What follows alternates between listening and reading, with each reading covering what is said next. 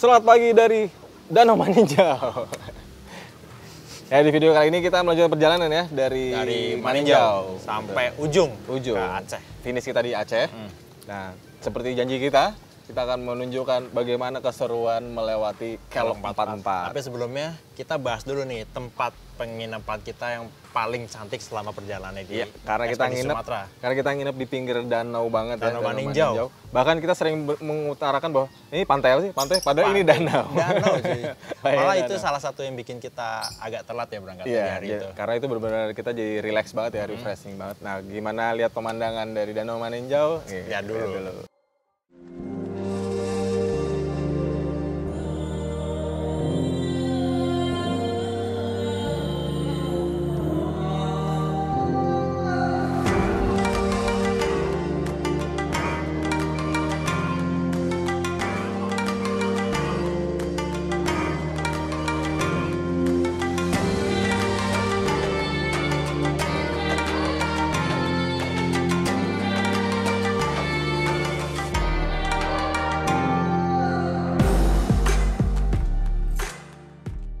Nah, setelah puas melihat-lihat pemandangan di Danau Maninjau nih, kita melanjutkan perjalanan dan untuk ke Aceh lagi itu harus melewati Kelok 44 lagi ternyata. Nah, Kelok 44 ini kalau di malam hari nggak terlalu kelihatan sebenarnya, tapi begitu suasana cerah, keloknya itu benar-benar kelihatan jelas. Angle-nya itu steep banget ya, cukup curam. Iya, terus tikungannya juga patah. Dan itu cukup kaget sih karena jalannya cukup sempit ya. Dan itu agak bahaya juga kalau kita terlena sama pemandangan di bawah. Betul. Danau Maninjau. Dan di situ itu jalur utama karena banyak juga truk, bus, ya logistik dan sebagainya itu lewat situ. Jadi dan kita kalau pagi siang itu lumayan rame ya yang lewat Kelok 44. Kita sempat muter-muter berkali-kali ya karena merasa seru banget, asik banget. 3 kali kalau nggak salah. 3 kali putar balik ya karena pengen tahu rasanya.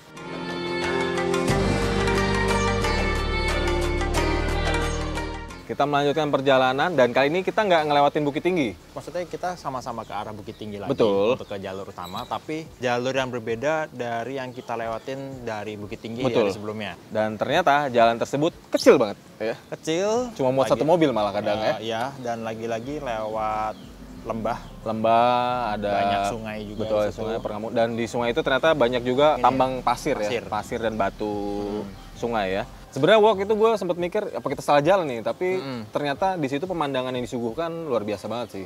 Banyak tebing-tebingnya juga ya kan. Masih bisa kita bilang kalau emang Sumatera Barat itu salah satu spot yang atau provinsi secara konsisten ngasih pemandangan yang indah banget sama perjalanan. Dan kita sempat ketemu jembatan kayu tuh. Itu sebenarnya agak deg-degan juga gue karena jembatan kayu.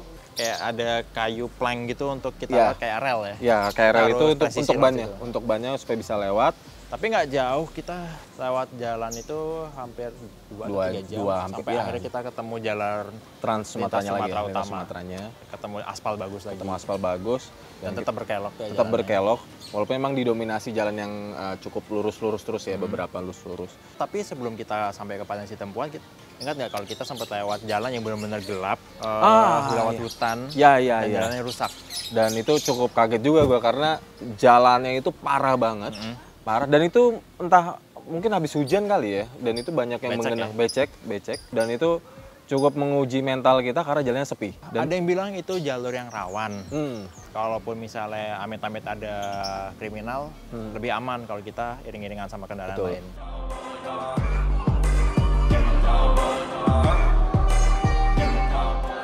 Setelah melewati perjalanan yang cukup ekstrim tersebut, namun akhirnya kita bisa melewati itu dan tiba di Padang Sidempuan. Di Padang Sidempuan ini kita melepas lelah aja ya, untuk melanjutkan perjalanan kembali.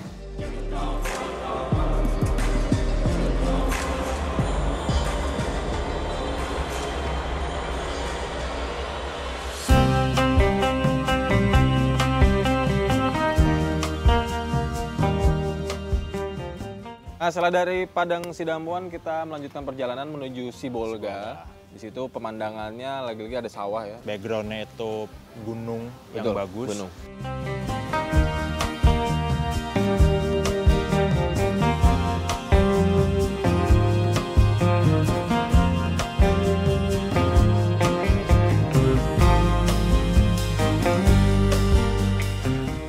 Sampai akhirnya kita telusurin jalan itu ketemu Pantai Benassi. Nah, kita sempat berhenti juga di situ untuk ambil foto, video, dan mengisi perut. Mengisi perut, istirahat. Karena itu udah sore banget ya. Sore banget. Udah mulai sore banget.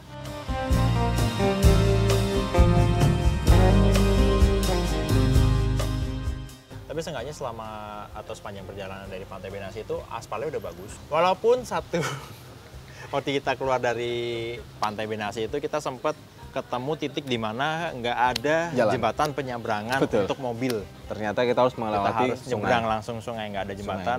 Yang naik kereta juga ground clearance tinggi, kemudian salah satu driving mode-nya. Iya, driving mode-nya. Ya dengan gampangnya nyebrang sungai, ya tinggal kita mainin momentum akselerasi, terus kita arahin setirnya dengan tepat. Tapi untungnya itu bisa dilewatin dengan gampang. Dan ya udah kita lanjutin perjalanan sampai ke tujuan akhir kita ke Banda Aceh.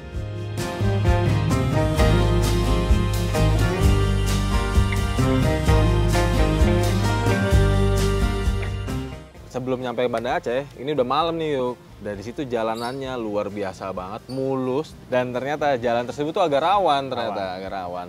Tapi kita gas terus ya, karena ya jiwa pembalapnya muncul ya. Jalanannya mulus, asik banget. Walaupun kita nggak tahu itu ujungnya di mana. Betul.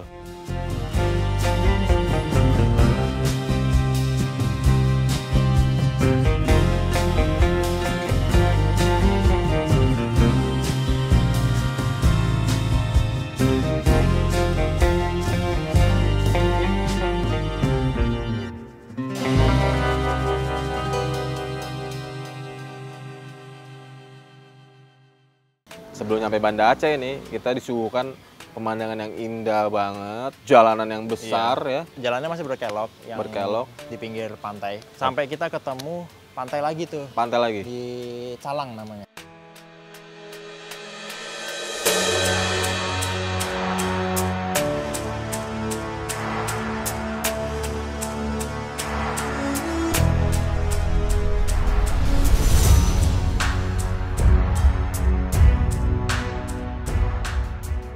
Dan kita sempat berhenti di panorama Gunung Ketapang.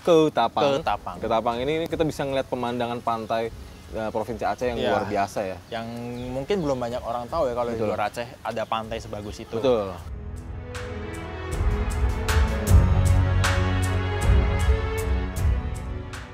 Dan di situ kita melanjutkan perjalanan.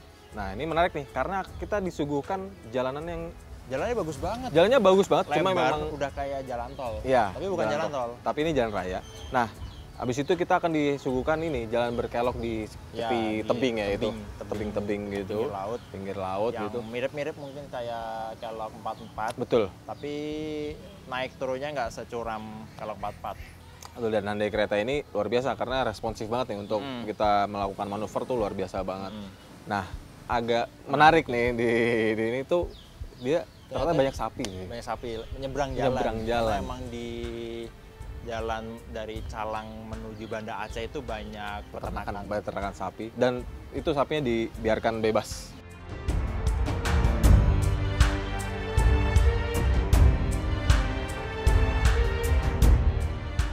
Nah, kita sampailah di Banda Aceh. Banda Aceh, kota terakhir tujuan ya, kita. Destinasi utama kita ya, finishnya di sini. Dan kita masih menyempatkan untuk mengunjungi sempat lihat beberapa tempat-tempat menarik di Banda Aceh. Betul. Salah satunya Masjid Raya Baitur Rahman yang jadi salah satu ikonnya di Aceh. Dan kita juga sempat menikmati berbagai kuliner di sana. Ya, ada sate matang. Ya.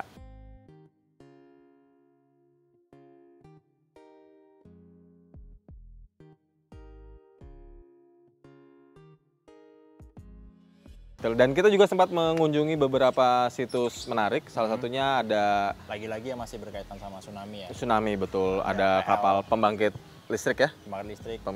Di situ, dan ya itu udah terdampar tuh ke tengah kota. Oke, itulah dia tadi. Kita udah sampai kota Banda Aceh. Dan kita udah buktikan kalau ternyata yang naik kereta itu sanggup dibawa. Aman ya. Aman, tangguh. Kita selamat banget sampai Aceh. Fiturnya benar-benar membantu perjalanan. Betul. Dari Jakarta sampai Banda Aceh, total perjalanan itu lebih dari 2.700 km. Dengan total hari itu sampai 9 hari kita ya. 9 hari. 9 hari. Nah, itulah dia tadi Ekspedisi Tanah Sumatera bersama Hande Kereta.